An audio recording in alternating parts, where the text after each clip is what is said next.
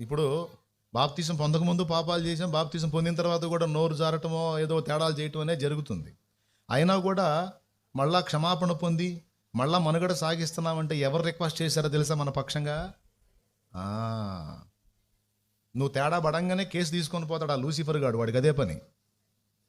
నేను చెప్పేది నా సొంత మాట కాదు. ప్రకటన గ్రంథము 12వ అధ్యాయము 10వ వచనంలో ఉంది చూడు. రాత్రింబగళ్ళు మన సహోదరుల మీద నేరము మోపువాడైన అపవాది.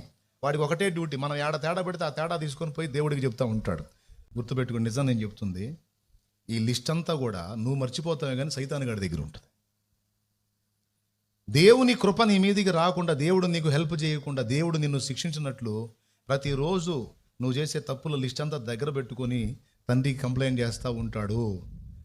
రాత్రింబగళ్ళు మన సహోదరుల మీద నేరము మోపువాడైన అపవాది. ప్రకటన గ్రంథం 12:10 ఉందా లేదా? మరియు ఒక గొప్ప స్వరము పరలోకమందు ఇలాగ చెప్పుట వింటిని.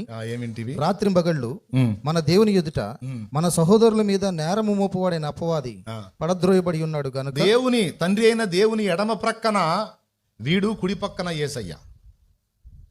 వీడేమో ఒక కెరూబు, ఆయనేమో మనుష్య కుమారుడు, మనుషుల్ని ఎరిగినవాడు, మనుషుల పాప పరిహారార్థమై రక్తమును చిందించినవాడు. వినండి, ఎవరి కోసం ఉన్నాడో తెలుసా? మన కోసం ఉన్నాడు. ఎందుకున్నాడో తెలుసా? వాడు ఉంటాడుగా కేసులు రాసేవాడు, దరిద్రుడు. ఎవరు? కేసులు రాసే దరిద్రుడు ఉన్నాడు. వాడి పని, వాడి డ్యూటీ అంతా అదే. పొద్దున, సాయంత్రం, నైటు, మధ్యరాత్రి అనే భేదం లేదు. రాత్రి బగళ్ళు వాడి పని కంప్లైంట్లు చేయటమే. ఇంకొకటి, మళ్ళీ వాడు దేవుని దగ్గరికి వెళ్ళి అబద్ధాలు చెప్పాడు. అబద్ధాలు చెబితే పళ్ళురాలు కొడతాడు దేవుడు. ఎందుకంటే తండ్రి అయిన దేవుడు సర్వజ్ఞుడు కదా. ఆయన దగ్గరికి వెళ్ళి లేనిపోయిన చెప్తే కొడితే దవడ ఆ దరికి తిరిగిద్ది.